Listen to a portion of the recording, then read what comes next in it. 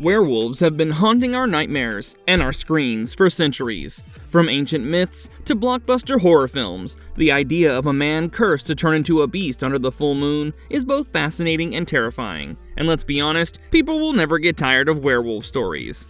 And no one tells a werewolf story quite like Stephen King. His novella Cycle of the Werewolf took the classic werewolf myth and added his signature small-town horror. It's brutal killings, eerie atmosphere, and a villain that, depending on how you look at it, might not even think he's the bad guy will surely get you hooked. King didn't just give us a mindless beast, he gave us Reverend Lester Lowe, a preacher who sees his transformation as divine justice rather than a curse.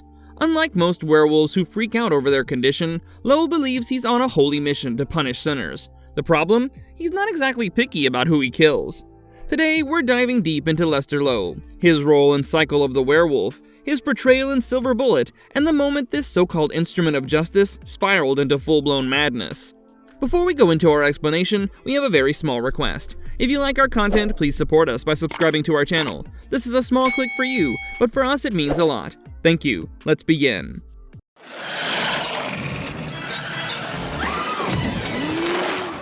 Lester Lowe, the man, the monster, the myth. At first glance, Reverend Lester Lowe seems like any other small-town preacher. Every Sunday, he stands at the church, delivering sermons to the people of Tarker's Mills. A moral leader who guided the community with faith and conviction. But underneath that image was something darker, something that even he didn't fully understand at first. In all honesty, we do believe his heart was in the right place initially. I mean, you can't turn into a werewolf suddenly and not have the instinct to hunt. Any man, let alone a man of God, would take this as a sign, regardless of whether or not it's true. One can't help but think, why me of all people? There has to be a divine reason. Because at the end of the day, that's what humans are at their core. Wanderers in search of their purpose. So it's understandable how he came into play. Unlike most werewolves, who get bitten or cursed in a clear-cut way, Lowe's transformation is left somewhat mysterious. He doesn't recall any attack, and there's no dramatic werewolf bite scene. Instead, he suspects that the cause of his condition might have been something as simple as picking the wrong flowers. Months before his first transformation, Lowe had plucked some flowers from a cemetery on Sunshine Hill. Strangely, before he could even place them in vases at the church, they blackened and withered in his hands. That moment stuck with him, and though it was never confirmed, he couldn't shake the idea that that was the moment something unnatural took hold of him. With every full moon, Lowe becomes a beast, and the town of Tarker's Mills suffers for it. To make some sense of it, he came to a simple conclusion. This ability was gifted to him for a reason. But too much power can misguide our instincts, as was the case for Reverend Lester Lowe. In his mind, God has chosen him to act as an instrument of justice, punishing those he deems sinful. But here's the problem. His definition of sin is pretty flexible. It ranges from morally questionable people to even the most innocent ones who dared to cross his path. Isn't that too convenient for a so-called superhero delivering justice? Lester Lowe's descent. From man to monster in Cycle of the Werewolf. Lowe's transformation from a respected preacher to a ruthless killer happens gradually throughout the novella. The story is structured like a calendar, with each chapter following a different full moon of the year, documenting each of the werewolf's brutal attacks. At first, Lowe has no idea he's the one committing the murders. It took him many nights to figure it out. The nightmares, the blood under his nails, the scratches on his body, and his missing clothes did hint at something, but he disregarded it. But after a point, the evidence becomes too hard to ignore, especially when he wakes up one morning missing an eye. That happens after his encounter with Marty Coleslaw, the book's protagonist.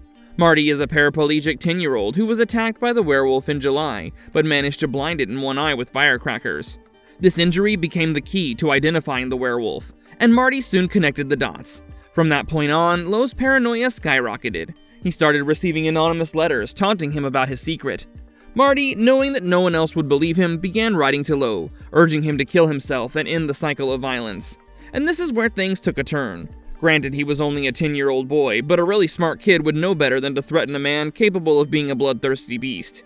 Sure, we may think the priest wouldn't harm a soul. Well, not consciously at least. But soon enough, our Reverend realized, I don't need to be threatened by a 10-year-old of all people. So instead of ending his own life, he decides to kill Marty.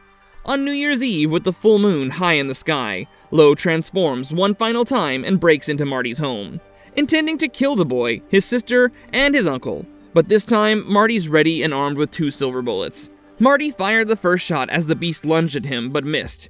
However, the second one struck Lowe in his right eye, killing him instantly. It turns out our not-so-smart cookie was brave after all. Well, good for him, because the only thing separating bravery from stupidity is triumph. As the werewolf collapsed, it transformed back into the once respected Reverend, leaving the Coleslaw family horrified at the truth. This moment is chilling because it strips away all doubt. Lowe was never just a man cursed to kill. He had choices, and he chose to keep killing. Lester Lowe on the silver screen. The cycle of the werewolf was adapted into the 1985 film Silver Bullet, where Reverend Lowe was brought to life by Everett McGill.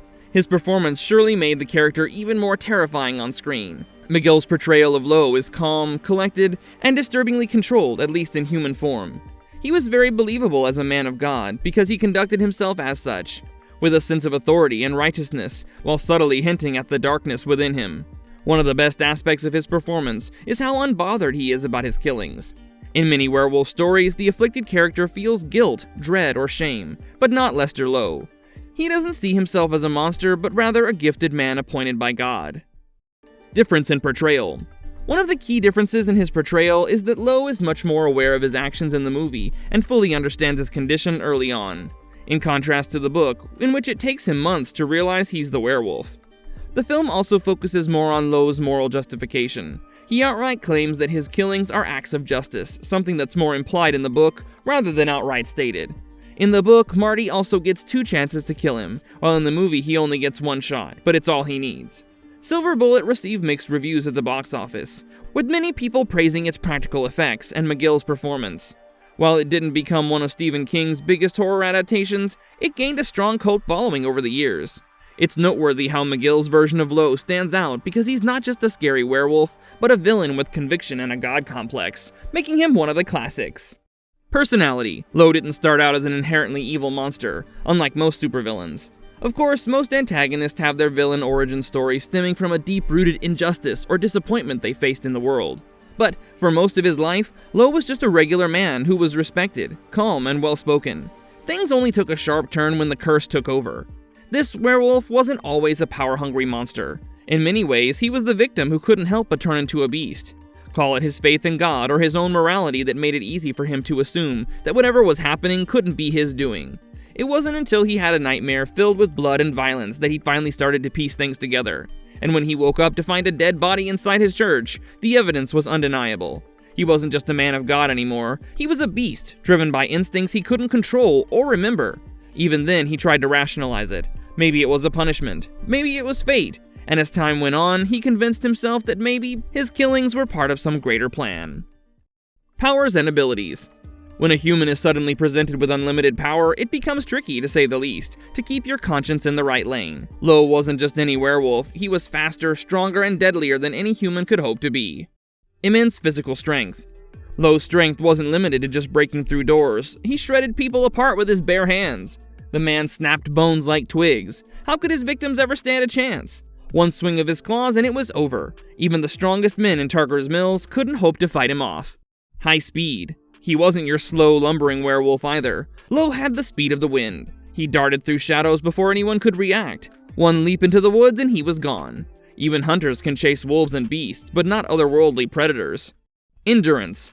Unlike most predatory creatures, Lowe didn't seem to be bothered by any damage. Scratches, stabs, even gunshots, and he kept going like it was nothing. The only time Lowe truly felt pain was when Marty shot him in the eye with a firework. And even then, he still didn't stop. The townspeople tried to fight back, but how do you stop something that keeps coming? Feral aggression. Usually, Lowe was a man torn between morality and the beast within him, but when he transformed, that inner conflict disappeared. But what made it even scarier was that deep down, a part of him enjoyed it. He might have denied it at first, but once he started justifying the kills, there was no turning back.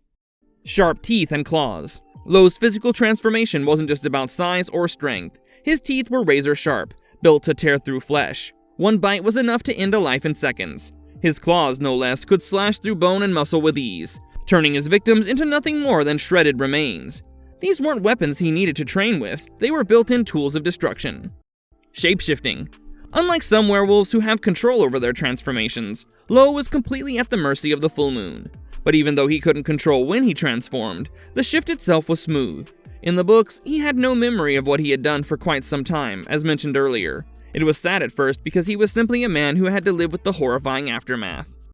Using his bat. A baseball bat might seem like an unusual weapon for a werewolf, but it was one of the things that set Lowe apart. Using it added a human touch to his killings. In a way, it made them feel more personal, like a monster who knew exactly how to make his victims suffer. Marvelous verdict. So that's the story of Reverend Lester Lowe, the werewolf who saw himself as a divine instrument of justice but became a monster in the process. Whether you prefer the novella's psychological horror or the movie's more straightforward terror, there's no denying that Lowe is one of Stephen King's most fascinating antagonists. His twisted belief that he was chosen to carry out God's work makes him more than just a mindless beast. It makes him relatable. One can't help but wonder, if someone like that does exist around us in human form, wouldn't that be more terrifying?